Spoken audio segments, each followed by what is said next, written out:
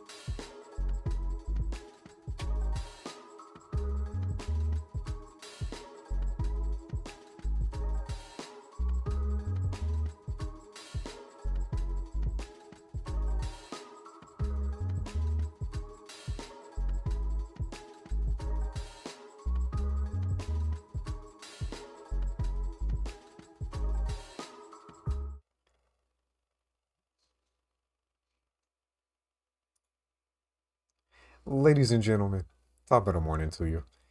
It's Raw Tactics, joined with my boy True Blue, bringing you another RawCast here to talk Bethesda, Warhammer, and a whole bunch of other gaming news. Hopefully you're all doing well. Blue, how you doing today? I'm good, man. It's good to be back. We've not been on here for so long. I just want to say good morning, good afternoon, and good evening, wherever you may be, and hopefully you'll enjoy this RawCast. Because here at RawCast, we rock. Not doing that this early on. Yeah, bro, it's good to hear your voice again, man. It really has been a long time. So, with that, you know the typical. How do we, or what have you been up to? What have you been playing? What games have you been keeping an eye on, playing, whatever? So, because when I had my job, the gaming was quite limited, but I am now been playing quite a few bits and bobs. I've went on to start playing Space Marine 2, which we're going to touch on later on. I'm going to give it like a pretty much an in-depth review and my thoughts on it as well. And obviously, I think you've played it, Rob, but I'm going to be talking about it. I've been playing an XCOM 2 style game called Xenonauts 2, which is like early access. I've been playing that quite heavy. I've been playing the new FIFA game. I always call it FIFA, but it's called EA Sports FC 25 now. So I've been playing that. Yeah, they've been changing it. And that's just another reskin, pretty much. But yeah, I enjoy it. It's all right. I like playing manager mode on that, and yeah, just building my team up and stuff like that. So playing that. And the game that the both of us have been playing, I think, is Delta Force. I've been playing that. We've been delving into that a little bit. The demo's just come out, so I think it was in like early access, and now the actual demo's out. So I've been playing that, trying to level up my guns. But I think that's pretty much it, mate. That's what I've been delving into, and a little bit of Fallout 4, of course. Of course. Speaking of Fallout 4, I just started re-downloading everything for that. November 23rd, or excuse me, October 23rd. For those of you that are unaware, there is a Fallout special that's going to be airing. Bethesda doing the first annual Fallout Day, actually honoring the day the bombs fell. In conjunction to that, I'm going to be starting a playthrough of Fallout Frost. Is set 5 to 10 years after the bombs fell initially in Fallout 4. Uh, so yeah, starting a playthrough of that on the channel would be sick. I'm getting that ready. But as far as stuff that I've actually been playing, we have been busy over here. Um, Yeah, I've seen. got Spooktober going on this week, a little bit into next week in celebration, like getting ready for spooky season. You know, mid-October, late October. We played through The Thing. My wife and I just watched that recently. I actually pulled out the CRT TV, gave her the full true experience because she'd never seen the movie before. So that was fun. The video game is actually pretty solid too. It's dated, like it's an old PS2 game. It's actually getting a remake though. definitely be interested in checking out the remake. There's like sanity features. You gotta watch the sanity levels, and like your allies can turn against you. They can go crazy more or less because you're going up against essentially a what are they called from? Oh God, they're shapeshifters, right? Like they can Yeah, take the yeah. form. If they eat a dog or eat a human, they can take the form of that human with clothes and everything. So you gotta Oh God, watch. you mentioned. Sorry to cut you off there, but you mentioned that. Just can I just clarify? It is the Kurt Russell version you watched, right? Yes, yes. Yeah, The yeah. one So from like you met. 78, I think. Yeah, so you just mentioned that dog bit, man. That still sends shudders down my spine, man. You know what scene I'm talking about, right? Yes, yes. Oh, it's awful, man. But yeah, that's horrible. Yeah, you brought the pain back, Raw. Welcome to the show. Yeah, not the S show. Right. The special show. There we go. Yeah, the special show. We can't S- say bad words.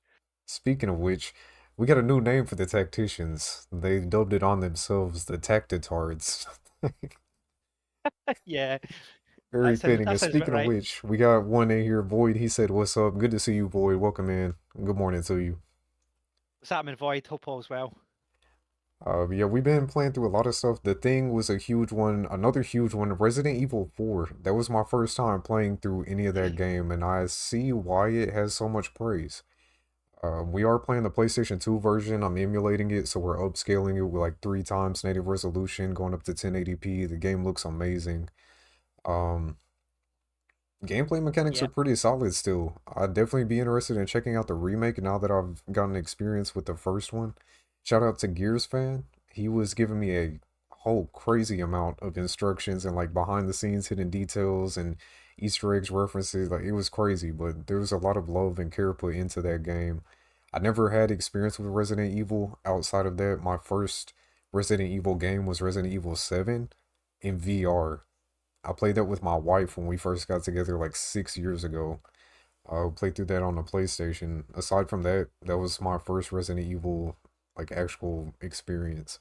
I highly recommend the remake of Yeah, Resident Evil 4 as well. So I've played that. I played the remake before I played the PlayStation version, and it's got you. fantastic. So obviously I can't. I've seen footage and stuff like that, but I can't make too big a comparison. But what I will say is Resident Evil 4 remake is amazing. It's on par with, I would say, the Resident Evil 2 remake, which is definitely worth a play. That's probably my favorite one, the remake. I mean, I loved Resident Evil 2 on the PlayStation, but the remake is so well done. It's so good. The atmosphere and stuff like that. And the police station. If you've not played it and you're a Resident Evil fan, you've got to get involved in that. 4 and 2, they're the ones for me. Got you. See, 2 is a bit more like old school, typical Resident Evil style though, right? Where like ammo's a lot more scarce. You've got like the locked camera angles and stuff. Am I right on that? Yeah, I'm just trying to remember the remake. So I mean, the remakes obviously it's Oh yeah, expanded or you're saying it's the more remake, so enhanced. yeah.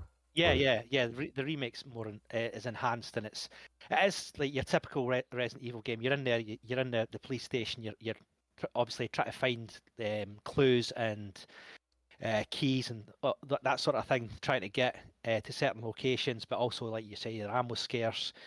But the jump scares and the zombies and all that, oh my God, so well done. Like you are right, on edge. You're playing that and you are on edge because it's your classic Resident Evil game. You know, when you go to an area and you're like, yeah, that's cool. There's nothing in here. And then you go back to it at a later date thinking, oh, that's all right. I can come in here. There's nothing. And then before you know right, it, something jumps out a window. Or, you know what I mean? That it's quite well done that you sort of you drop your guard, and then before you know it, there's about 4 zombies on you. it's right. it's one of those ones that it's really good. But yeah, I can only just echo what I said. As both of them, 2 being my favourite, the remake, and 4 being an excellent game as well. Both really good. Got you. Live chat. Make sure just verify. Thumbs up. Is audio okay? Do we need to adjust anything? It's been a little bit since we did this. Let me know if you guys need me to turn myself or Blue up a little bit. Um, so yeah, Resident Evil. Then we did Manhunt. Went back. I did play a little bit of Manhunt before. Played that a few years ago. Manhunt is it's a staple of its time. Rockstar pushing the boundaries, like in the past, they always push the boundaries and always had some crazy controversial game to drop, and that was definitely one of them. Oh my God, 100%, man. I remember that. Like, I remember seeing it. I don't know how I seen it being. I think it was I saw it in a magazine, or this was before YouTube and that, obviously, or was it Mm. YouTube at the time? I can't remember. But anyway, I remember picking that game up. Buying the physical copy and starting to play it. And that first little section, where you get your first weapon. I think it's a plastic bag, Yeah, and yeah, and you that's and you it. and you charge it up. You charge it up. You're told to charge up to the like, what is it? White, yellow, and then red. Red being the most severe. And yeah, I went up to Right, red, and I was just like, my jaw dropped. I was like, what is that? At the time as well, the graphics at the time were like considered to be the best and realistic and things like that. And right. yeah, I think I mentioned it on stream. I was like, straight away, I was like, and my mum was in the living room. I was like, Mom, come and check it. Have a look at this. Just loved it. Immediately, she Yeah. loved it. Oh yeah, that didn't go down well. She was like, "What are you playing?" I was, "It's this game. It's excellent. Look at this. Look what you can do here." And the next thing was the knife shard, and I was like, and I could see my mum looking at me, going, "Yeah, there's something wrong with you, man. There's something wrong with you." But yeah, at the time, like you say, it was one of those like out like it was probably like a Mortal Kombat. The first time you seen the Right, blood. It's one of those revolutionary games where um you it was ultra violent, and the shock factor was there. Do you know what I mean? Something I need to touch on as well. I don't know if you're aware of it, 'cause I think I asked you in the chat on one of your streams, have you hadn't seen the film The Running Man, Arnold Schwarzenegger. So Manhunt is heavily influenced by that, because the Running Man is basically, he was a prisoner, and he got set up. Um, he was accused of, I think he was military, and he was accused of opening fire on a bunch of civilians, but the footage was all edited, and he was innocent, so he got sent to prison. But the reason they did it, they sent him to prison to what do you call it? Offer him an ultimatum to say, we will release you if you star on this game show called The Running Man, and it's essentially what Manhunt is. You get put in an dang, got you. environment. Yeah, Yeah, you get put in an environment where there's an audience, they're all watching, and they're all placing bets on um, if you're going to survive, and what character. There's like all these like sort of characters that come out and try and kill Arnold Schwarzenegger, and it's like big game arena. But essentially, you get the gist. It's a sort of influence on Manhunt. Well, it's a huge influence on Manhunt, because you've got the narrator telling you what to do, haven't you, at the start, right. Manhunt, and do Yeah, this, do that. But yeah, I thought that was just an interesting point to bring up, because I don't think a lot of people would have seen The Running Man, and it's Arnold Schwarzenegger. Come on, it's got to be a good film, right? right. But it's got some of the best one-liners in any Arnold Schwarzenegger movie. So again, if you've not seen it, I'm sure most people have seen it, except Raw. Right. But yeah, you need to watch that just for the cheesy, corny one-liners, and you'll see the influence of Manhunt being there. Yeah. Oh yeah, and the last thing I will say on Manhunt, it was definitely an experience watching you. It kind of reminded me of like my ex-girlfriend, who I would be in Uh, bed, and all I could hear her is rattling about the house, smashing stuff up. It's like, no, that's that's how you play the game. It's like, never mind stealth. Yeah, I'll just run around and right. fight people. I like throwing my But head yeah, against a brick wall. Eventually, yeah, we will man, get through that wall. it was good content though. I did enjoy it.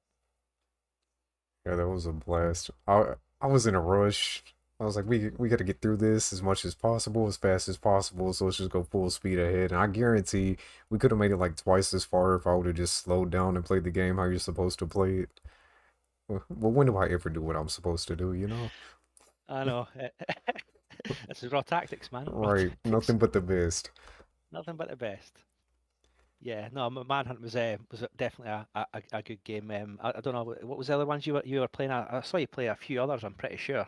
Yeah, we played through Fear and a few other games. Oh yeah. Fear was a really good one. Very good old school first person shooter, like definitely early 2000s, definitely inspired heavily by Half-Life with more of a horror aspect. Still a solid game. It still holds up pretty well. The one thing that caught me completely off guard with Fear, the enemy AI. They were so much smarter than I was originally giving them credit for. I died multiple times, like actually getting flanked and the maneuvers and stuff that they were using. I was not expecting that. I was Yeah, the expecting AI like is awesome. typical like brain dead AI. Like even in a lot of modern games, they don't push flanks and stuff quite as hard as they did in that game, you know? There's a game, I don't know if you're aware of it, right? So it came out a couple of years ago, I want to say maybe 2, 3 years ago, called Trepang, which is Yeah, I heavily, have heard of that. yeah. So it's essentially they obtain a lot of stuff from Fear, and in terms of the slow build, the the bullet time and all that sort of combat Right. and the enemies and stuff. Just going back slightly, so Fear 1, have you played Fear 2 yet? No, not yet. Right, so Fear 2, again, like Fear 2 is it's so much better than the first one in my opinion. They've enhanced everything else, like you were talking about, the AI and things, and there's the creepy AI girl, isn't it? That controls the base. I think that's like you've Right. seen that on Resident Evil film. I don't know if you've Right. seen that. You Yeah. probably have, yeah. You get it. But see, in the second game, Fear 2, she is more like I don't know. I was going to say scary, but she's more like jump scare. She'll come at you like in air vents and things like that. So Oh, it's got a you. new yeah, it's a new degree. It's not just her like talking to you and stuff like that. She will actually come and hunt you and try and get you, and some of the jump scares and that. But yeah, I mean that I recommend Fear 2. That's probably it is a massive upgrade to the first in terms of the soldiers AI, the gameplay, the sort of bullet time combat and everything like that, and also the gore, the shotgun, man, the shotgun in that game. That's one of the best shotguns in a video game. It is so satisfying, and you can see where Trepang took a lot of that stuff because they've got a similar sort of shotgun and submachine gun and things like that.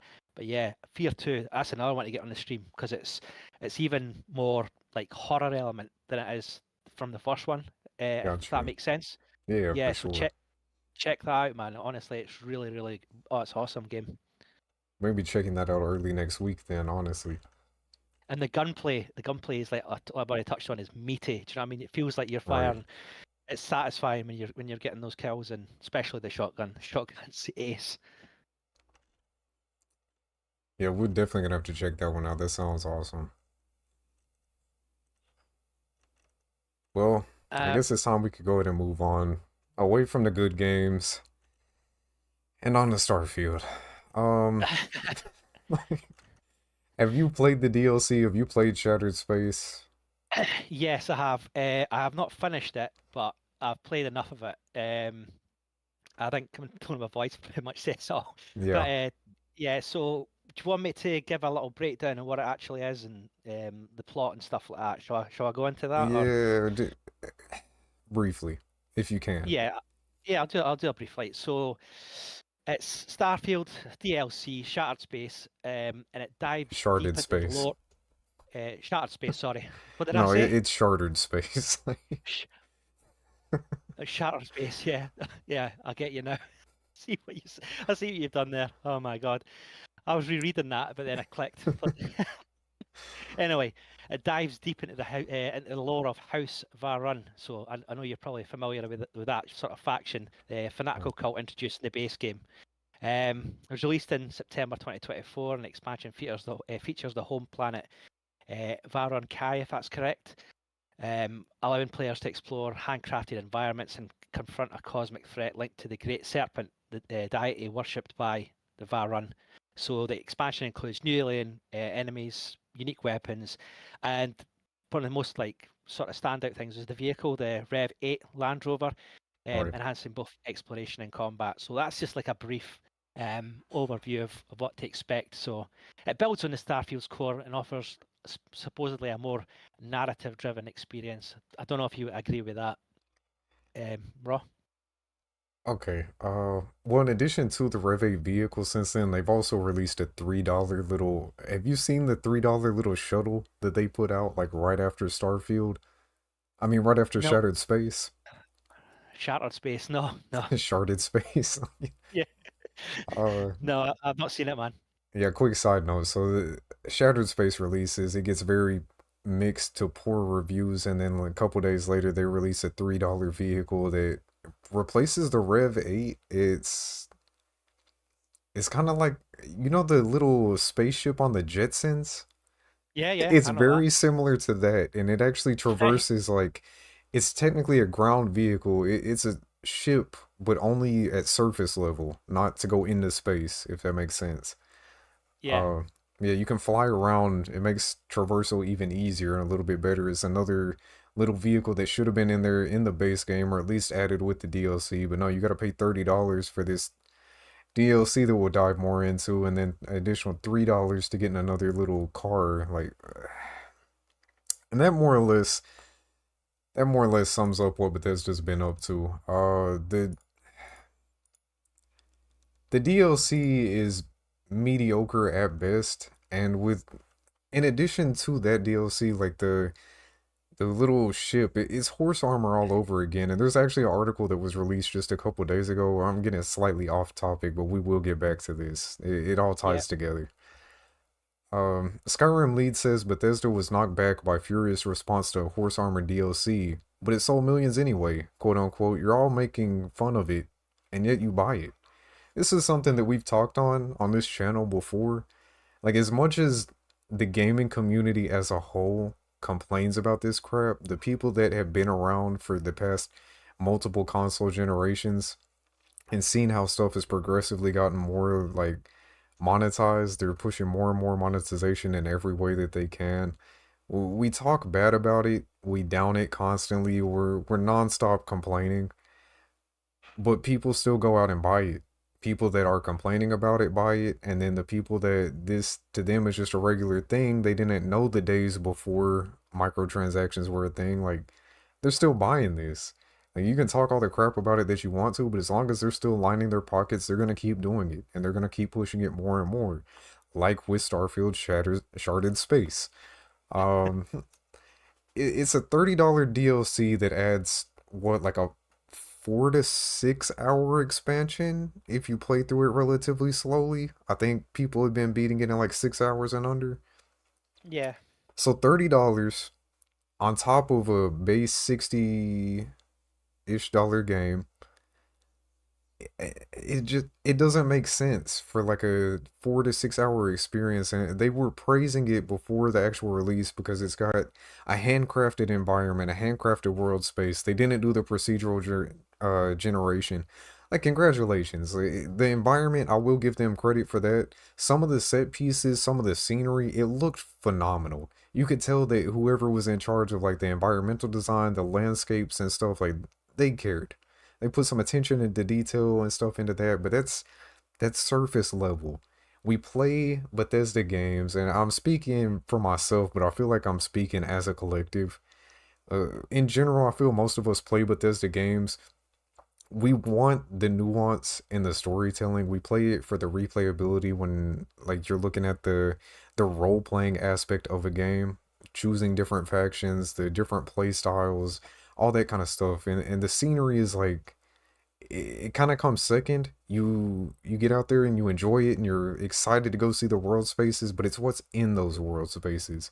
Like, what location is actually out here? What type of story am I gonna see from an environmental aspect? What type of like not a quest marker, but what can I gather about this location based off of what the devs have put in here? And then what kind of people can I meet there? What type of background do they have?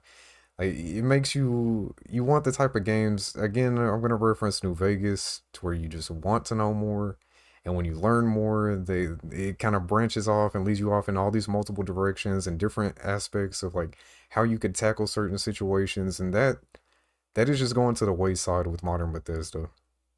The yeah, writing in this was mediocre at best. The It's more of the base game in all honesty. It's more of the base game with a pretty dress and some lipstick on. That's really all that it is. And it's not worth $30. If this would have been like a 15, maybe $20 DLC, it would have been a little bit more understandable. They wanted this to be their next Far Harbor, but it's just not it. Bethesda's heyday, like, we've seen the fall of the king. And as much as it hurts, like, at some point we just gotta kind of open our eyes and admit it. Like, Bethesda is not what they used to be. yeah. I mean, I'm looking at it, and like I said, I haven't finished it, but I've read the reviews of like people that have finished it and something like that, and the critics feel that despite the new content, the storyline falls into the same kind of formula traps Mm-hmm. as the main game with the go here fetch that quest Mm-hmm. design, sort of dragging down the tension. What I will say is, from what I've played, I thought the writing was okay. Like it was more, I don't know, designed for the guys that like the lore, I suppose. But Right. it wasn't spectacular. I wouldn't say it's anything groundbreaking or anything like that. So, I mean, on the flip side, if you're invested into Starfield's lore and hungry for more story depth, the DLC is kind of crucial in a way, but not. It's not groundbreaking. It's not. It's an improvement on some of the writing in the original base game, because you finally get a deep dive into like House Varun answering a lot on answered questions that players had in the main game. I guess you face some high stake decisions that affect not only just Varun cult but the entire system itself. But at the same time, like Ross said, it's not got that punch and not got that vested interest like New Vegas. Do you know what I mean? When you want to really find, we've talked about this before. It's like you really want to find out about different factions and what happens if you Right. do this, what happens if you do that, and if you branch off, like you said, it sets you off in different directions. Like it might tie into another faction, like the story from one faction to another, and you're like, all right, so I want to do this next time. You get the gist. Right. And in technical terms, like the performance, most players kind of reported smooth sailing, but like any Bethesda expansion, you're gonna hit bugs, aren't you? But though nothing groundbreaking from what I've seen. I didn't see any major things, but it's your typical Bethesda. As far as the Um, main story goes, we didn't run into any like huge game breaking stuff. yeah. A couple side missions though on the live stream. There was a side mission that we were trying to end as like a quote unquote good guy, and I ended up having to take a completely different approach because the good guy side completely broke and I couldn't Uh, complete it. I can't remember the details. Like for those of you that were there on stream, Void, I think you were in there. You probably remember exactly what I'm talking about. It just several of the side missions were incomplete, it felt like, and certain ways that it seemed like they were trying to get you to end it, you couldn't actually end it that way. And then I had other, like I said, just completely break. The main one that I'm talking about is the two brothers that get into an argument. It's one that happens uh pretty early on in the DLC. It's a little side mission that you just kind of stumble upon though. yeah, I mean it's saying something where the most sort of enjoyment or excitement I got from the DLC itself was a mod. Do you know what I Yeah, mean? It was a mod right. from Nexus, right? So it transformed the rover into the warthog from Halo. That was like, That's I was sick. like, that's cool. That's really cool. But in terms of the DLC itself, it's a solid meh from me. That's Yeah, probably at not even a best. solid. It's just a meh. That's what it is. It's just a meh, and I just think it could have been a wee bit so much more. But I think Starfield and Bethesda shot themselves in the foot early doors anyway with going back to it, the lack of immersion with the loading screens, the planets that were bare, nothing of really interest on them, the quests being repetitive and fetchy, and like some of the character designs as well. Oh jeez, it's like some of the actual the designs of the NPCs and all that. It was just like it was so I don't know, immersion breaking. I was just like, what is Yeah. going on here? What is going on? And the characters, I think I touched on it before. Some of the characters, I couldn't tell you like who really stuck out. There was a few I characters don't here and there, but remember like anyone's name, bro. I just played this like a week ago and I forgot like almost all the yeah. characters. So there was like at the companions I remember, there was Sarah, there was Samco, Right, was right. Andrea. I think Andrea was probably my favorite. That she was Right. the edgy female She was character in it. actually Veyron. She was prior Veyron. Yeah, there you go. Ties into the old Shatter Space, but yeah, I mean, it was just it was pretty underwhelming. It was definitely not worth the price, like you say, Raw. Right. Definitely worth the price. But I mean, I think we've both covered our thoughts on that. Unless you've got anything else to add to it, because yeah, it was bang average for me. Well, Void is in he's in chat. He said the modding community has been making higher quality content for years now. I'll put my time there supporting them and I we'll get back to that. We have plenty more to talk about with that here in just a little bit on this podcast. But one more thing. Okay, so there's been talks lately, but there's rumors that they're potentially considering moving Elder Scrolls 6 onto Unreal Engine. Okay, so that could be huge. It could be huge as far as stability and all. You got to look at it from a more realistic perspective, though. That is going to take a lot of resources and time. That is going to have to be training that people have to do. They're going to be learning a whole new engine on like the development side. They're going to try to transfer over all these different mechanics onto Unreal Engine. It's just really, it's not feasible. The multi-millions of dollars that they would take to do that, they're probably not going to do.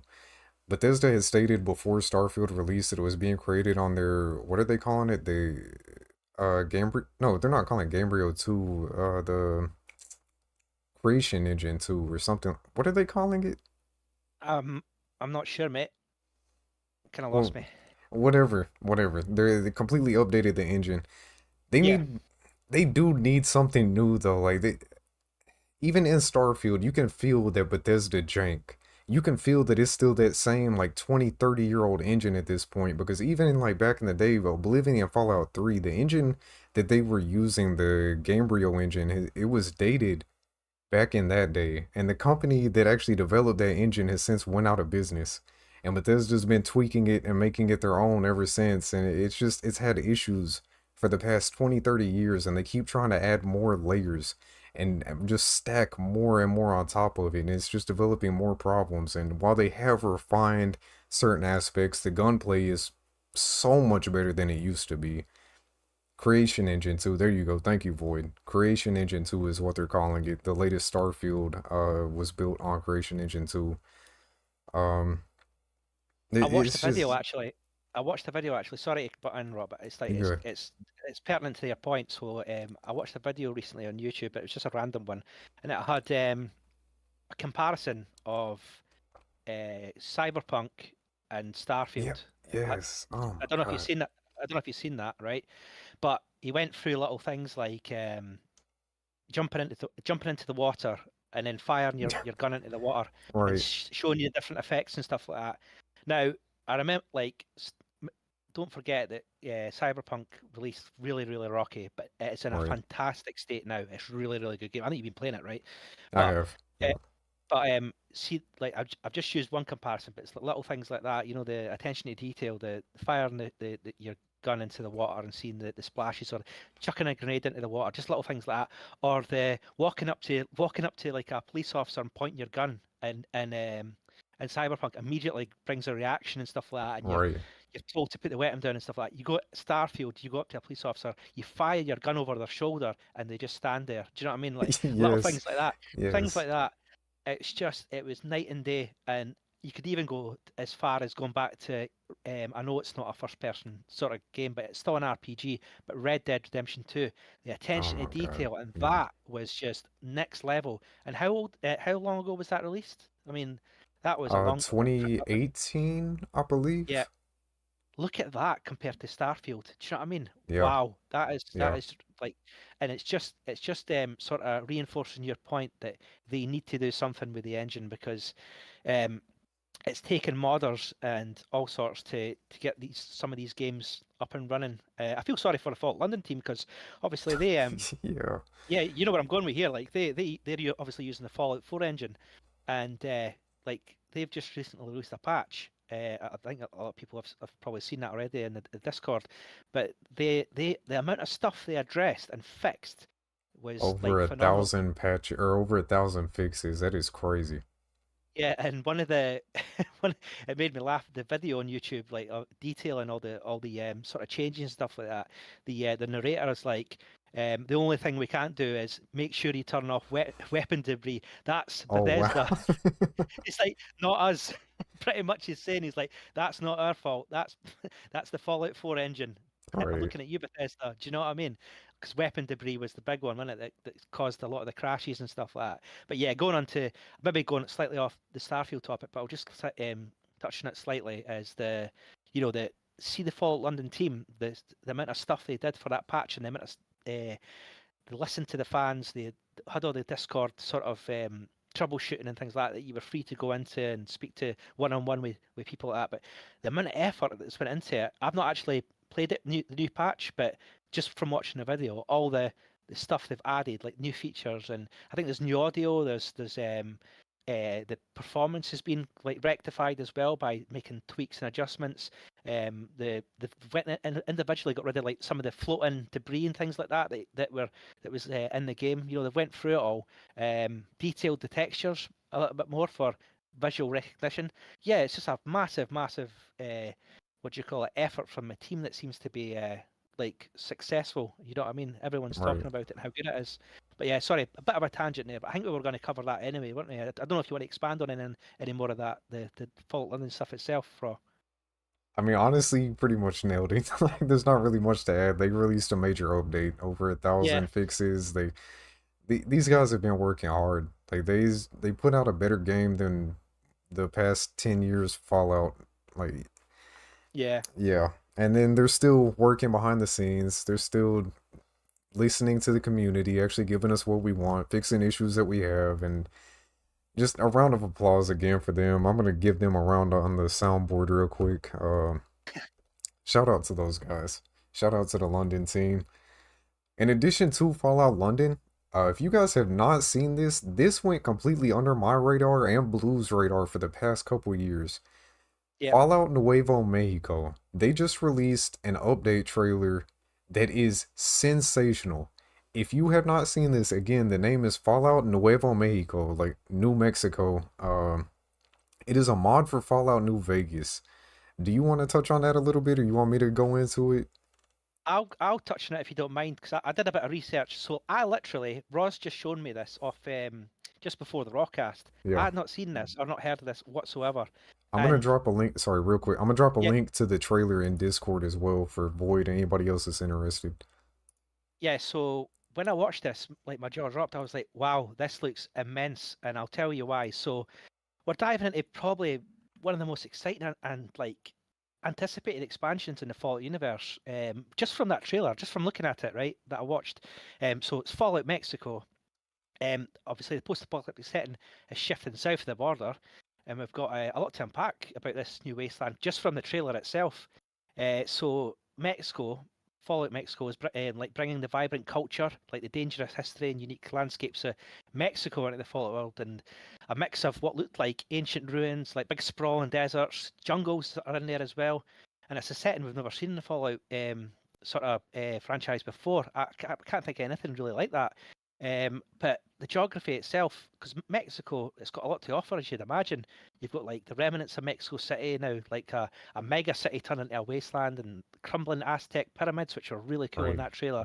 Fighting against undergrowth and mutant wildlife. There's also like a Day of the Dead vibe, which I noticed happening with radiation infused spirits and ghouls, which I thought was pretty cool. I needed to drop in Day of the Dead. I had to do it. Right. And yeah, like the factions, man. What we've seen from the factions, I did a slight bit of research. So we've got rumors of the cartel of the wasteland, like a ruthless group controlling vital resources like clean water and power.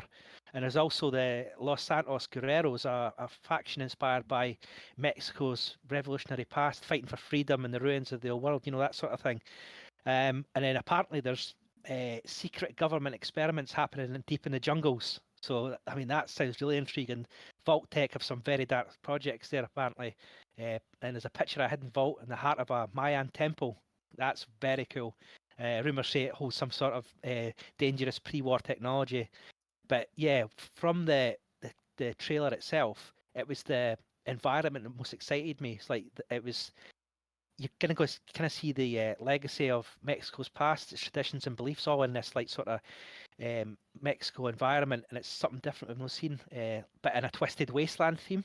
So I hear it's going to be like a faction that, it revives stuff from the old Aztec gods, and in a mix with radiation storms, if that makes sense. Do you know what I mean? It's going to be a mix of a wasteland and Mexico, which like I said from the trailer, looked really, really like intriguing. It's just a different vibe, didn't it, Raw? It was like it was a different sort of Fallout feel for it. But Yeah, yeah, for sure. and I think like judging from it, there's going to be like loads of new enemies. I've seen like I've done a bit of research again. It's like this mutated jaguars and there's irradiated, should I say, desert raiders, cartel enforcers. So survival's going to be like pretty intense, I reckon. Um, one thing that's always key to a Fallout game is the companions. So I can't wait to see what like characters will be teaming up with. Again, research heard there's going to be a tech-savvy ghoul who was once a Mexican rock star. Can you imagine that? Sick. Yeah, her personality is going to bring some flair to the otherwise bleak wasteland, apparently. So yeah, it's going to be a Mexican rock star in there. But all in all, it looks like it's going to push the series in like a new direction. Obviously, I'm being a mod, but the setting, factions, and its story, sort of waiting to be uncovered, will definitely give us that Fallout feel, but with a whole new twist. I mean, I think that from what I've seen in the trailer, that's what I take from it. Is there anything else you've seen that specifically that grabs your attention, Raw? Irradiated flamingo? Question mark. Yeah, I think I'm I've seen watching the that. trailer again right now. Like, Yeah, yeah, bro, this trailer is so good. There's so many unique assets. Real quick, I want to skip to the end of this. They don't give a release date at the end, but I want you guys to see this last scene. This that that is BioShock. We're looking at like a Fallout meets BioShock in Fallout New Vegas in Mexico. Like this is crazy, man. The amount of custom scripting, the custom assets, the storytelling. Like, granted, we don't know too much about the story, but the writing. If you guys actually listen to this and read along, if you don't know Spanish, like the writing in the trailer alone seems sensational, and it's got me really excited to see what they actually do with this mod. I'm hoping that they release some more information on it sometime soon. They've already put out a second trailer introducing what I'm assuming is going to be one of the main characters, like 10 hours ago, 10, 11 hours ago at this point. If you guys haven't seen this, definitely look into it. It's definitely worth the look, in my opinion. yeah. I wasn't when Raw dropped me the trailer. Like I said prior to the RawCast, I wasn't expecting the sort of quality that I seen. I was Right. like very surprised. I was like, wow, that actually looks really good. Probably in par from when I seen the Fallout London trailer.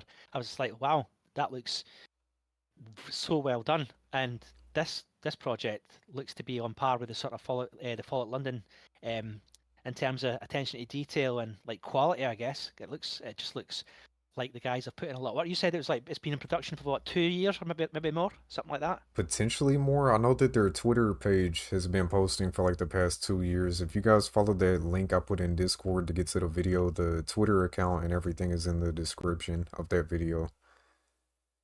Yeah, it's definitely caught my attention, and I think I'll be keeping tabs on that 100% to play it. But I also need to talking about that Fallout London patch. I'll need to go back and see what's new. I'll need to give that a go. So plenty of Fallout stuff to sort of get my teeth into. Yeah. I've still got yesterday to do as well. You said, yeah. Oh, Fallout yesterday. Yeah, I've completely forgot Yeah, about that. yeah, I've got that still waiting. So maybe I have to give that a bash. I've completely forgot about that. But yeah, all these Fallout projects and stuff like that is cool. It's really good. I think the what was that the one we covered before, not Fallout, but Sky Oblivion. That's nearing Oh, God, please. yeah, that's Please. nearing it completion as well. I think, or it's in really advanced stages anyway. I know that. Yeah, Yeah. but that looks superb just from what we've seen so far. I've gone a slight tangent, but yeah, just talking about the modern sort of scene. It's really like it's just gathering pace. It's just pace, like so quick, gathering pace all the time. The and the quality of it as well. Like dedicated teams are on there and just doing their thing. And like we said before, and I think the previous ones, most of them are getting poached, aren't they, by Bethesda? Yeah. Yeah, which is crazy. It's like they're devouring all the creative ones and then they fall into the monopoly that is the games industry currently. It's just the money pit. That's all it is. Yeah, It's a money printing machine. Regardless of what they put out, they're gonna make money. And like Void was just saying in the chat that a new engine isn't a fix all. The problems are deeper than engine level. I yeah, agree. We got to move on from this conversation at some point. We just keep talking. We've said it multiple times in this stream, like we've talked on before, like we've said in other streams, like we've said before, like we've said on. It's the same thing for years, man. We just keep complaining, and as long as people are still dropping all this money on Bethesda and dropping it, like long as Microsoft is seeing the steady increase in profit, like nothing's gonna change. It's only gonna continue to get worse. It's gonna be another I hope to God the one thing that I fear more than anything is that DEI gets their hands involved in this. Man, oh man, Well, they already have. Like what? Starfield, they already have. Yeah, yeah, Have you seen the state of some of the Starfield stuff? It is well. Let's just talk about it. I'm not going to go too deep, but character creation. That's all I'm yeah. saying. Yeah, Well, there's a Starfield is there's a. its own entity. I was more so. I should have been more specific, but Fallout and Elder Scrolls.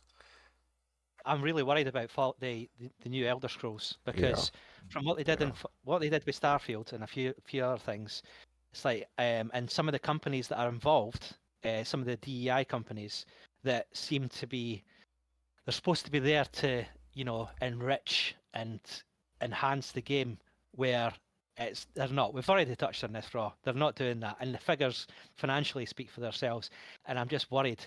But on the flip side of that, I do actually think gamers have become wise to it, and that yeah. going back to I think it was previous podcast, they aren't paying up. They aren't giving chucking the money out towards these companies. They've stopped, and you've seen it. You've seen it, and like the evidence is there financially. You've seen games like Concord, Dustborn, and I think there's a new one. There's another one that come out as well recently. Something nine. I forget the name of it, but that's majorly flopped as well. Like people are aware of these, companies that are involved, and I think this has been a sort of infection into companies like that are a lot of game devs that I've seen recently have come out on Twitter and said, yes, there is a problem. There is conflict within, companies where Right. stuff is getting forced onto them and they're refusing to do it. And some of them are losing their jobs from it. They're Yeah, refusing to do this yeah. stuff, and that's really really sad. Do you know what I mean? These guys that are creative.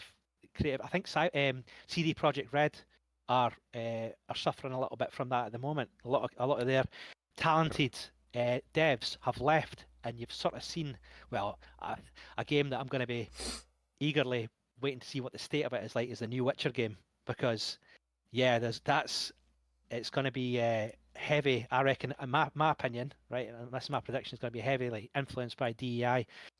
So yeah, I don't know where that's going to go, because the first Witcher game, well, sorry, the Witcher 3, Polish book.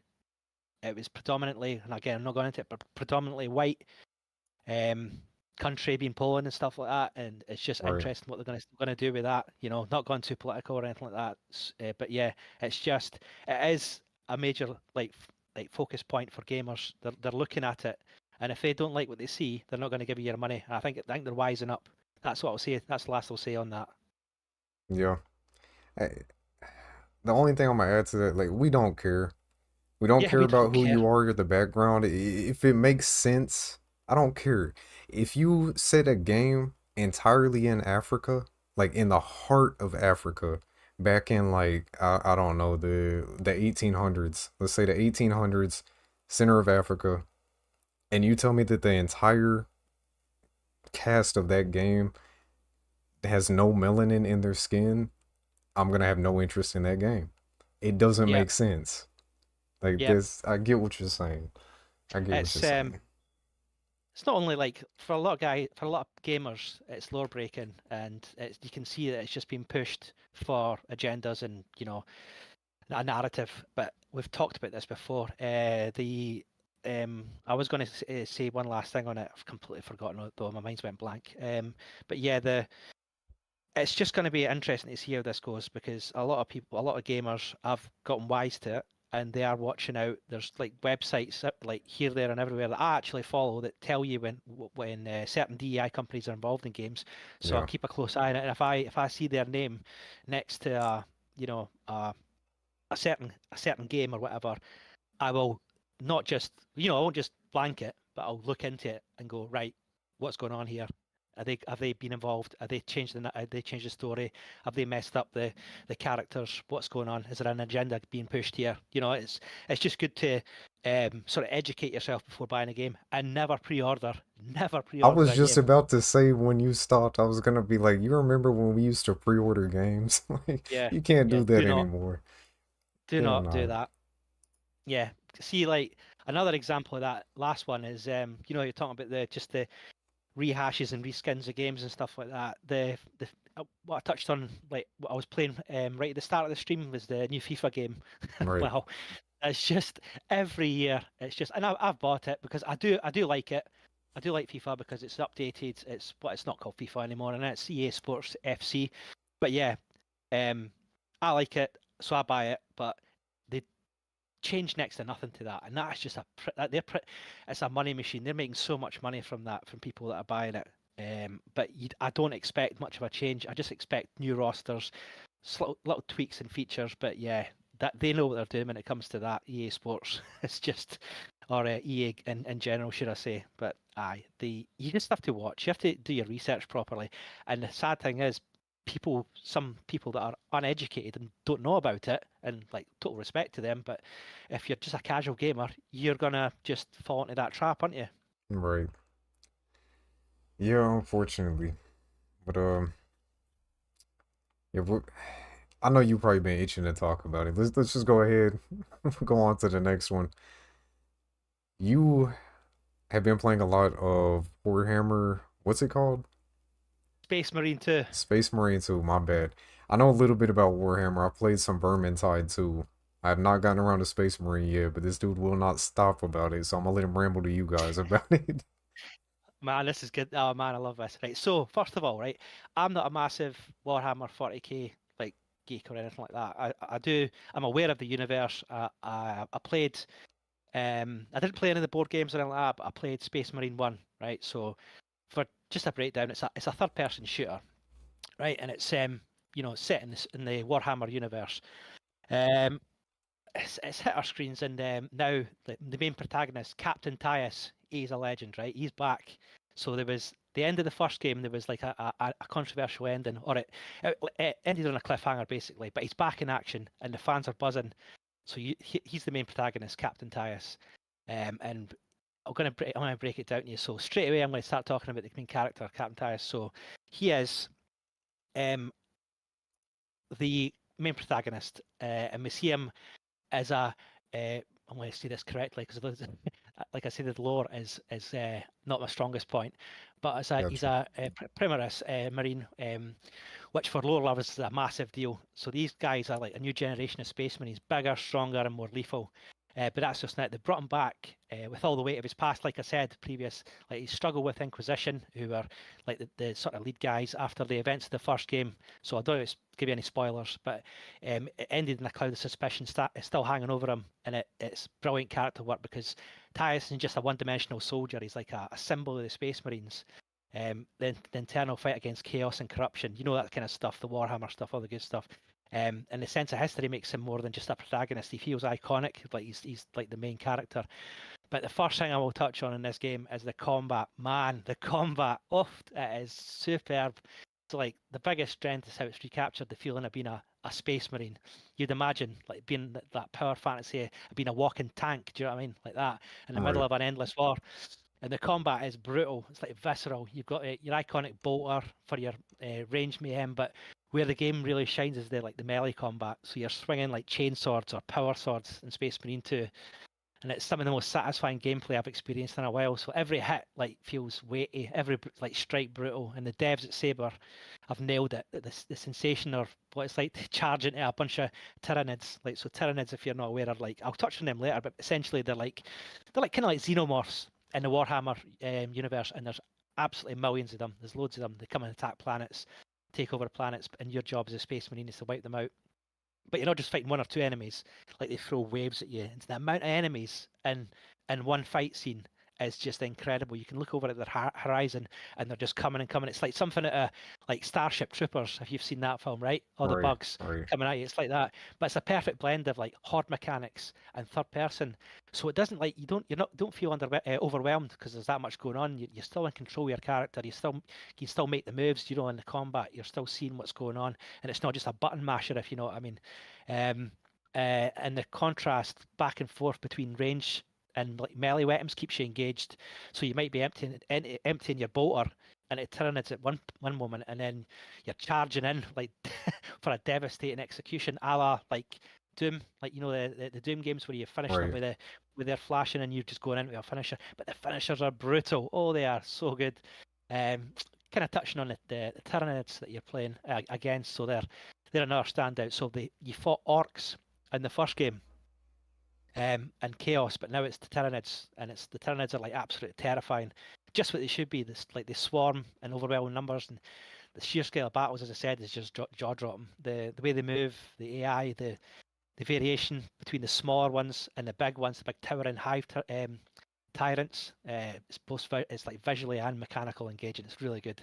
The environments, man, wow. I mean, like I said, you could picture it. You've probably seen some of the screenshots or some of the footage, but there's just like the environments are huge, and you can see like fights going on in the background between like the Imperial Guard and the Tyranids, and you're going in there. You eventually get to that point.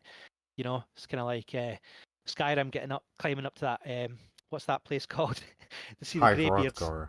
Yeah, that's it. Yeah, it's kind of like that. You see it and you can get to it. But another really good thing about I've talked about the combat, the environments, stuff like that. But it's fantastic. You can play it with friends. It's co-op, so you can bring friends in there, and you can bring like 2 or 3 friends, or maybe even more. I think it is, and fight against in the campaign. But then there's also a multiplayer element where you fight each other. But man, I mean, it's such a good game. And I'm just going to say, like, I'm going to talk about why it's been so successful. So it's hit the perfect balance, basically, between honouring the legacy of the first game and introducing like new elements that bring it to the modern era, I suppose. Exactly what the fans wanted from a sequel. There is, right, let's cut this straight away. There is no DEI nonsense in this whatsoever. This is a game free of DEI. Trust me, it doesn't mess around. There's no agendas or politics or anything like that. It's just you want to jump in there, you want to slaughter aliens. This is the game for you. That's it in a nutshell. And the sheer fun of moving, like mowing down through the enemies of a Space Marine, like will appeal to anyone that likes that sort of thing. The game, like its attention to detail as well, whether it's lore, combat mechanics, or level design, everything just feels crafted with love for the source material, which is very rare in games these days. In today's gaming market, should I say, whereas so many titles lean on microtransactions and overly complex systems, Space Marine 2 delivers like a streamlined, polished experience. It's all about being a badass, basically. And it's a game, I think, there's a point I want to touch on, right? So if I think I asked you as well, there's a guy called Asmongold. I know a lot of people are aware of him. He's a YouTuber, but he was talking about the game and talking about his thoughts on it. And the developer actually appeared in his comment section to explain a few bits and bobs, to say essentially, we're not listening to anybody else. We're making a game the way we want it, and it kicked off X. Because you imagine all the people that were, you know, let's just say easily offended, wasn't very happy with it.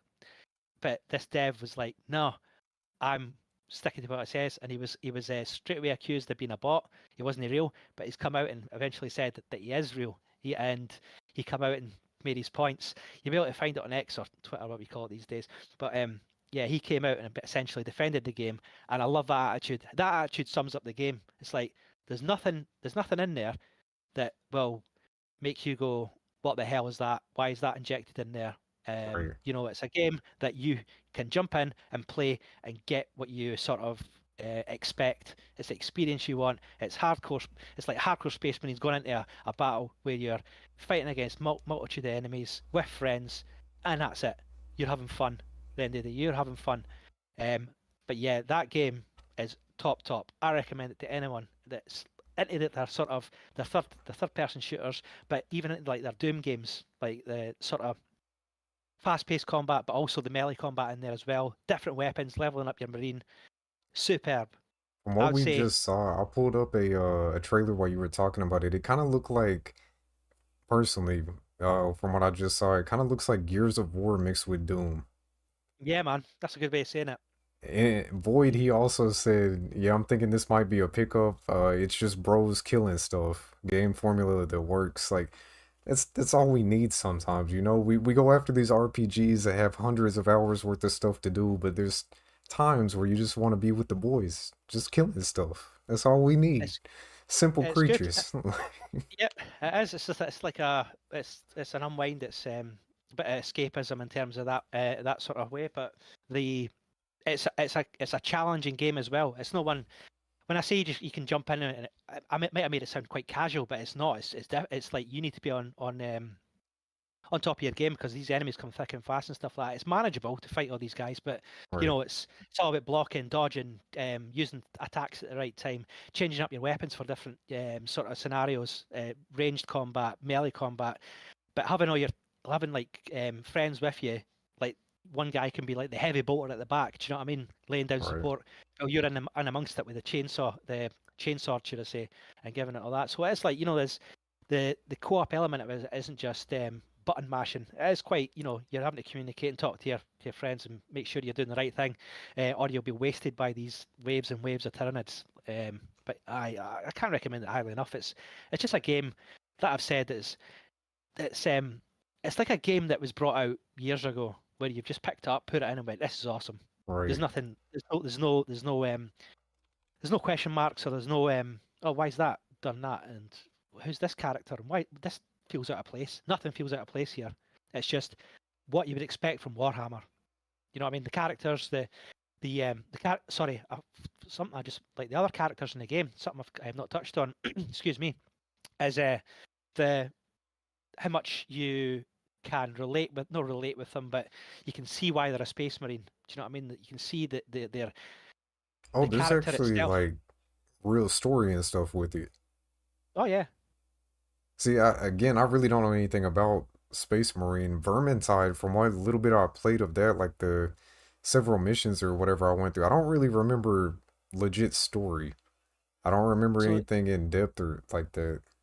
I don't want to talk like I think I said earlier. I don't want to touch too much in the story because if Right, you've not played the first one, there's like a big massive cliffhanger ending at the end of it, right? right, Which leads on to why you'll see the story sort of like I think I mentioned it, Captain Tyus, the lead protagonist, he's back. So I don't want to reveal too much. He's back. He's fighting with a rogue faction, but then he eventually gets back into the Space Marines as a enlisted soldier, and then it goes from there. Because I don't want to spoil any of the story. Because the story is good. However, I wouldn't I was going to say I wouldn't rely too much on the story, but story is important. But the most fun is just the combat and the environments that you're in. It's so good. But the story adds that bit of polish to it as well. There's always something going on, and the characters are believable. That's what I was trying to say earlier. They're really believable, like hard space marines. There's no, got you. there's no like. I'm not going to go there, but yeah, just put it this way. There's no DEI. there's no holding back, Right. and it's gung ho. But there you go. There's my little plug on Space Marine 2, and I'll give it a 9 out of 10. Easy. Not sponsored, by the way. If that Not wasn't sponsored. obvious enough. All right. Right. Yeah, that's. Oh, go ahead. So I was saying, no, that's me finished with Space Marine 2. So feel free to move on to the next topic, whatever it is. Well, I put up a poll. It seems like everyone in here has Amazon Prime, and for those of you in Discord, you may have already seen me touch on this. But I just want to let everyone know Amazon Prime is killing it this month with free games. If you have not already claimed some of these, now is the time to do it. This month, Amazon Prime is giving away Doom Eternal, Scorn, BioShock Remastered, A Plague Tale Innocence, Alien Isolation, and about like, what, 5 to 10 other games. Alien Isolation and several of these other games are actually only available through Amazon Luna, which is like Amazon's cloud streaming service, whatever. I mean, if you're into that kind of thing, go ahead. But Doom Eternal and BioShock Remastered, those alone are worth a pickup. That is crazy. Those are Alien something that's like a Isolation is must play. insane. Huh? I'm saying Alien Isolation is insane. It's probably one of the best horror games I've ever played. It's so good. I wanted to It's give so it a shot, but just the fact that it's on Luna has got me like, do I really want to put an Amazon app on my PC? Oh, is that what it is? All right, I've got it Yeah, on Steam. unfortunately. I've got it. Yeah, I've got you. That one and A Plague Tale Requiem are both like that, but BioShock Remastered is actually that is available through Microsoft Store. Doom Eternal, I think that was the GOG version of Doom Eternal. Yeah, I'm looking at it now. It is. Yeah. Got you. Got you. Yeah, great games. There's several others like Zombie Ate My Neighbor's Gears fan was actually telling me just the other day that he really enjoyed Zombies Ate My Neighbor. That's another free one that they're giving away this month. It's kind of crazy what all they're getting away with. Like Amazon Prime has replaced what Epic Games used to be as far as my PC library goes. I used to hop on Epic every week or two to get the free games that they were giving out, but theirs have been straight crap, and Prime has completely filled in that void. Oh, I'm just going to say, Doom Eternal's actually PC via Microsoft store code. So there Oh, you it go. is? That's Okay, yeah, got you. yeah. Just saying that. A game you just mentioned there, Zombies Ate My Neighbors. Hmm. That's man, I remember that on the SNES. Yeah, yeah. That was amazing. So I've not played the. This is obviously a bloody what do you call it? Newer version, but I'll be interested to see because I remember that game. That was wicked on the SNES. Had great fun playing that. Oh, I didn't How even about realize Killing Floor 2. Killing Floor 2 is being given away through Epic Games, like via Amazon Prime.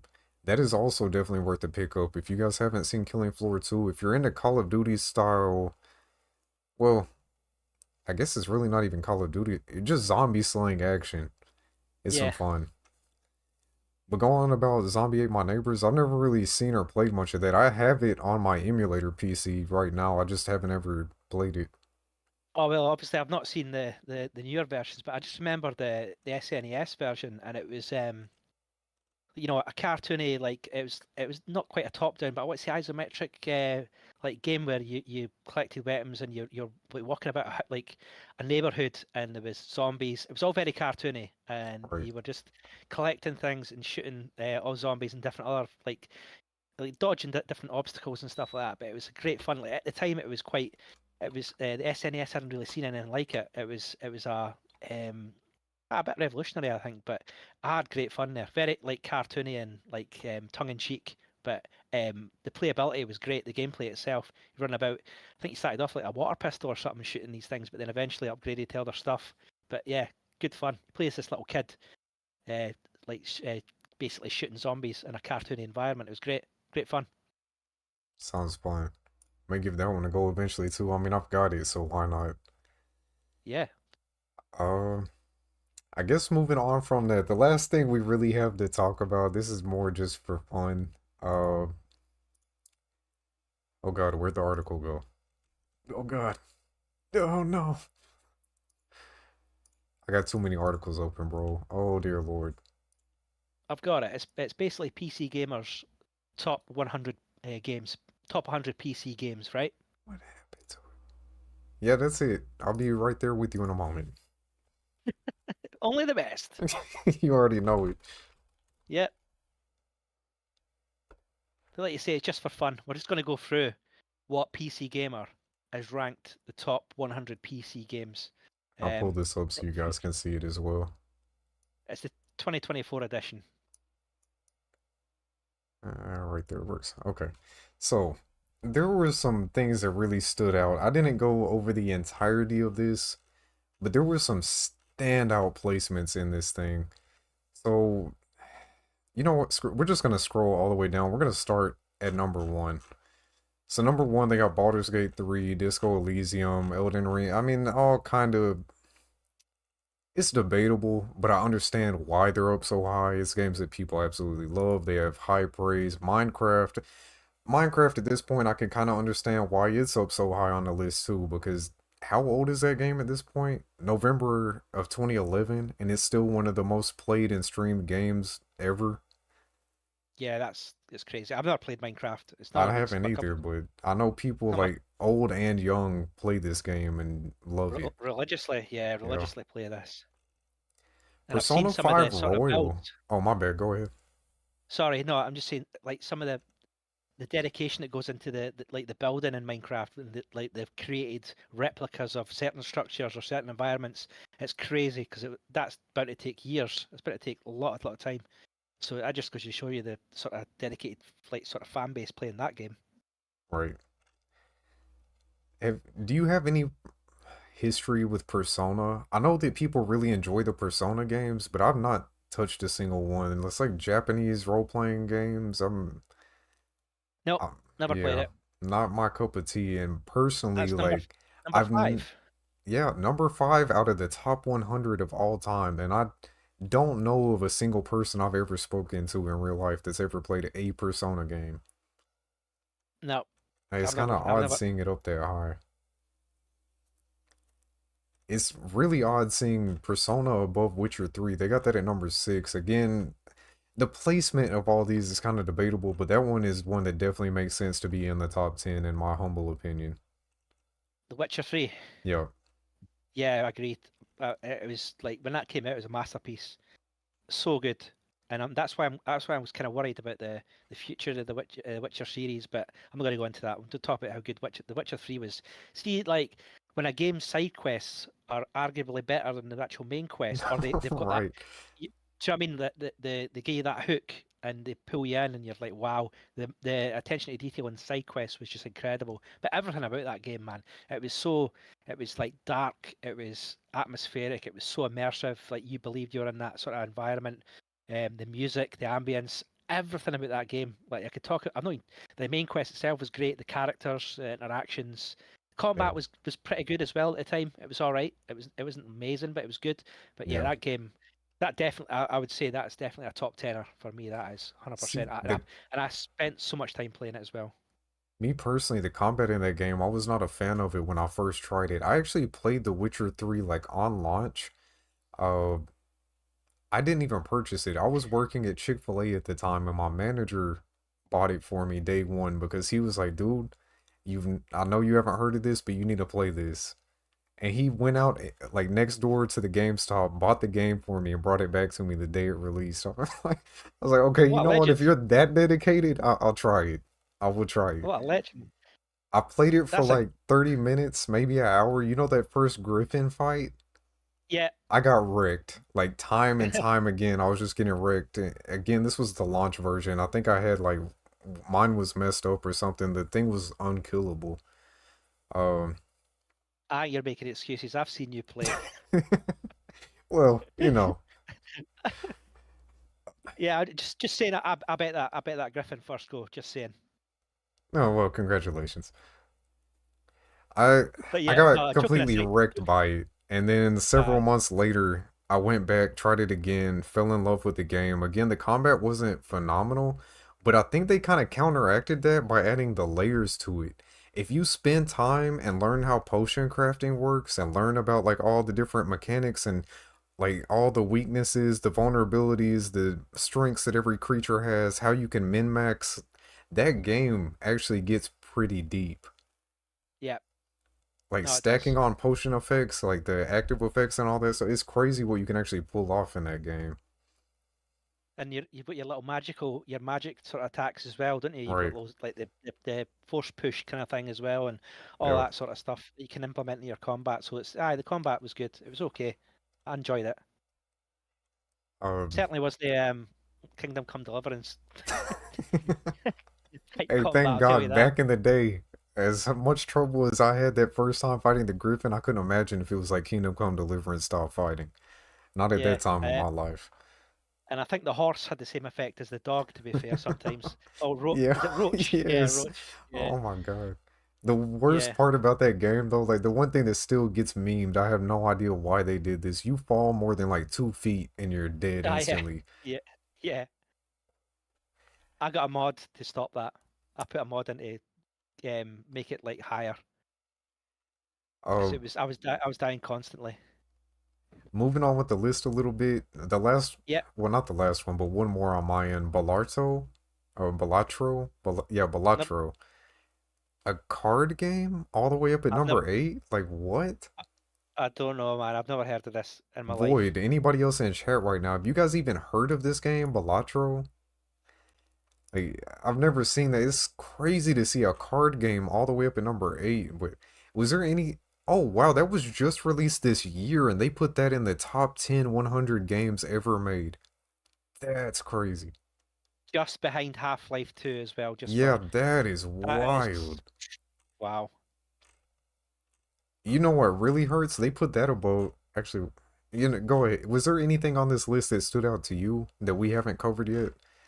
I'm just having a quick look. So Doom, the original Doom from 1993 is 10.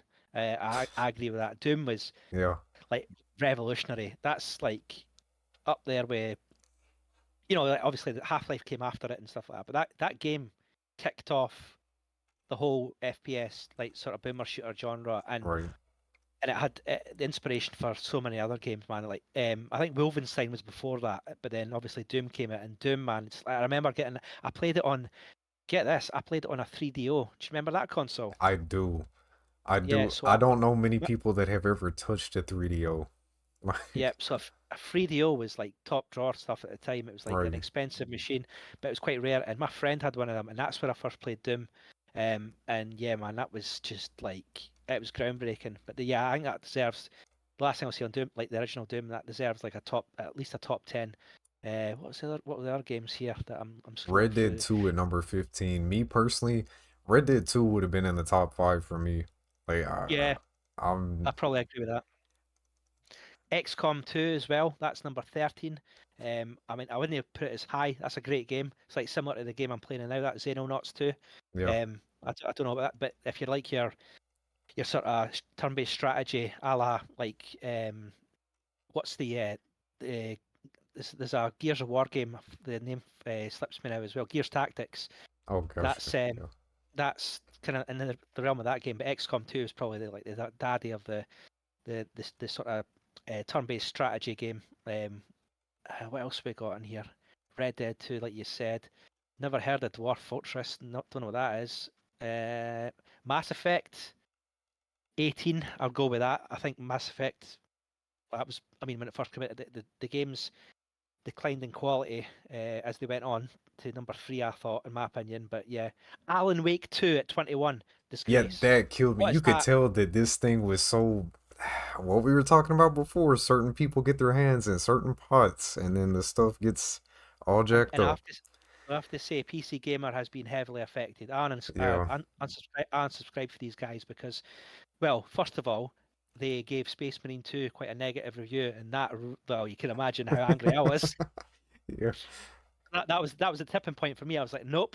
And I read the review, and it was nonsense. Some of the stuff that was coming out, this reviewer, I was like, no, I'm not having that. But previous to that, they were teetering on, like they were on the tip of the iceberg with me with some of the stuff that were coming out with. But yeah, Alan Wake 2. I mean, another gaming company that has been affected. I don't know if you're aware, there's a company called Sweet Baby Inc. And these are, in my opinion, I'm going to say it, a cancer to the gaming industry. Yeah. Horrible DEI company that get their hands on stuff and wreck it basically, but only to try and line their own pockets. Don't care about the gamer. Obviously, they don't care about the gamers at all. They care about implementing their DEI ideology, all that kind of nonsense. But yeah, moving on. I don't agree with that whatsoever. That shouldn't be anywhere near Yeah. the 100, in my opinion. Let's have a look. What else we got? Uh, Portal. I mean, I didn't really play that, but it's a good game. Apparently, like it's more of a puzzle game, but used the Half-Life engine pretty Right. much. Yeah, it's a pretty What else? solid game. I mean, it was a Valve game, like Yeah, it's gonna be good.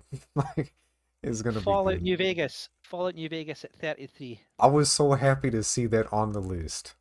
Yep, Oh, and out of at all least the it's progress. Fallouts, I was so happy that it was New Vegas. Me Yep, personally, of course, it's gonna be higher than 33, but hey, I'll give them a round of applause just for putting that on here. you've got Skyrim at 37. New Vegas over Gonna Skyrim, you better believe it, baby. Yep, I agree with that. This is a game that I played a lot of hours into, and I can agree with Divinity Original Sin 2. Don't know if you heard of that. That's number 41. Yes, I've heard And of them. I think I actually it's own a couple. it's a Baldur's Gate type game, Got Baldur's you. Gate 3 type Got you. game. It's very good, very very good. I agree with that. Uh, let's have a look. Oh, Deus Ex, a classic. I don't know if you've played those games. I've not played them personally, but I've heard like nothing but good things about them.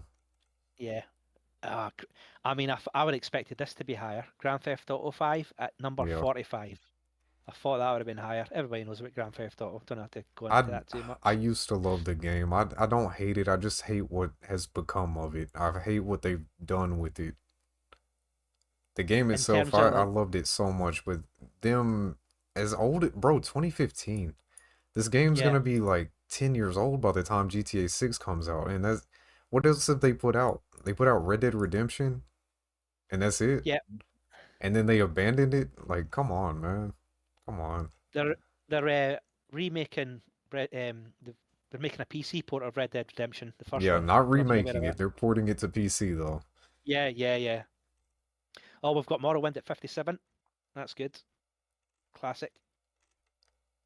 What else have we got here? Spelunky.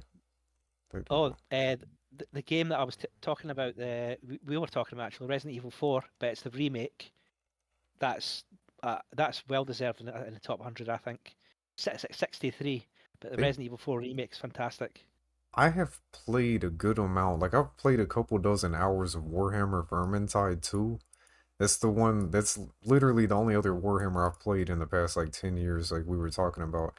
I don't see Yeah. that being top 100 PC games ever. What one? Sorry, Vermintide. Yeah, Warhammer Vermintide 2, that's number 54. I don't really Nah, see that being top 100. Like, there's so many other games out there that I, I think GTA was 2013. Yeah, yeah, yo, actually, yeah, you're right. This is a list about specifically PC games, though. I don't think it yeah, came yeah. out to PC until like a couple years later. We've got quite a run from 71. So 71's Alien Isolation, and then we've got 72 Cyberpunk, and then ahead of that, 70. I'm missing out 73, but 74 you've got Max Payne as well, and then Rust. we've got our little classic we played together, Chivalry 2. That's at 75. It's a fun game, but again, it's one like I don't know. And personally, like I may be a little biased where I'm playing through this late. Cyberpunk feels like it should be higher on this list. I think so as well. Cyberpunk, I know that it released in a piss poor condition. I disagree with how it released. I disagree with the whole make it okay for us to release a half-baked game and within 5 years we'll fix it. I don't agree with that. But that is a damn good game. Like what they It's have very, done with it, my God. yep, it's very good, very good. Uh, Ghost of Tsushima as well that I've been playing a few months back. 92. I mean, I love that game. I think it may be. Oh, wait a minute. Right, here's one for you. What do you think of this? So, Vermintide it's kind of like a very Left 4 Dead game, isn't it? It's Right. like Yeah. running about shooting. Left 4 Dead's 93. Left 4 Dead 2. Surely That's that's higher crazy. than Vermintide, right? That's gotta be, bro. The impact that that had on the industry and like the chokehold that that had on the games industry for a while. Even Like the if first one. Valve ever releases an actual Left 4 Dead 3, I guarantee that thing would do numbers. Yep. I mean, aside from the fact it's Valve doing a number 3, like that alone, you could put it. If Valve released a game called 3, it would sell like Yeah. hotcakes. Yeah. The place was going to melt down, man. Yeah, that would be the end of the world for sure. But there's a few on there that I kind of it's questionable because you think, especially that Vermintide one as well. I'm like, City of no, Heroes Homecoming. Left 4 Dead should be higher than that. Guild Wars 2, Valheim. There's a lot on this list. Like seeing someone else's opinion is always just odd. You're gonna have your disagreements, but some of these really just don't make sense to be this high. And it looks like Yeah, it's not based off of one person. It looks like this is as a collective, people got together and scored this. If you look at how they scored it. yeah. I mean, like I said, I've lost a lot of faith with companies like PC Gamer, your IGNs, your GameSpots, all of them. I mean, it's like some of the stuff they push out. I mean, we already talked about like Alien Isolation and PC Gamer is quite high. I can't remember what number it was, but IGN gave it a 5.9 or something like that. I was like, come on, Jeez. man. Yeah, I disagree with your opinion, so you are wrong. aye, 100%. But yeah, I think some of these um, ratings are questionable. I see where they're probably coming from with some of them, but there's some games that I've just not never heard of, and they're number two. If I'm not correct, I'm not mistaken. Is Outer Worlds? Is it? No, sorry, No, no, no. it's not. No, no, no. Disco Asylum.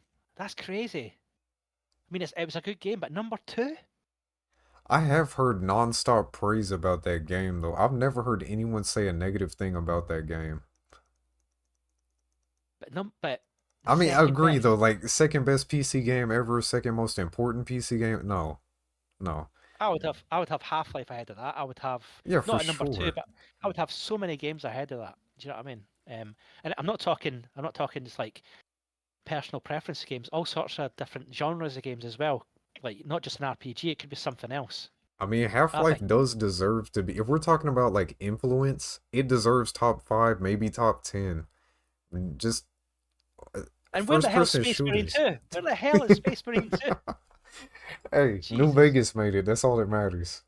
Yeah, I suppose, but God's sake. But they did give them give this Space Marine 2 a average to bad review, which is like Yeah. mind blowing, absolutely mind blowing. Yeah, I think somebody needs to have a word, have a word with their staff. Yeah, I don't think there's anything else we can really touch on in that. Like, I think we've covered all the sort of major controversial ratings in this list. Yeah. I disagree with all their opinions, so they're wrong entirely, but they did one good job, so I'll give them that. Right. I completely glanced over Counter-Strike 2. It's kind of wild seeing that. I'm actually, nah, I don't know. I don't know. Anyway, moving on. Guys, I think that is going to just about wrap up the RawCast, unless there's anything else you got to add, Blue. No, I think that's it. We've covered everything we wanted to cover, and we've kind of touched on a few bits and bobs that we went down a few rabbit holes. But yeah, that's it. I think that's it. But thanks for tuning in, and we hope to be doing this on a more regular basis now, because we kind of slacked off a little bit, just because of life and all that sort of stuff. But thanks for listening, and if you want anything that's worth talking about, or you want anything discussed, just leave a like, leave a comment, and we'll look at it even in Discord or on the actual video itself. But yeah, thanks again for listening, and thanks again. Cheers. You guys know the drill. Ladies and gentlemen, this concludes today's broadcast. If you enjoy what you watch, please consider hitting that like button, subscribe if you haven't done so already, share the stream, get us some additional exposure. We're trying so close to get to 1,000 subs, and I can't do it without you. Stay tuned next week for another broadcast, probably, hopefully, in the middle of the week. Yeah, without any further ado, stay active, stay healthy, stay hydrated. Void, thank you for being here. Love you guys. Talk to you later. Peace.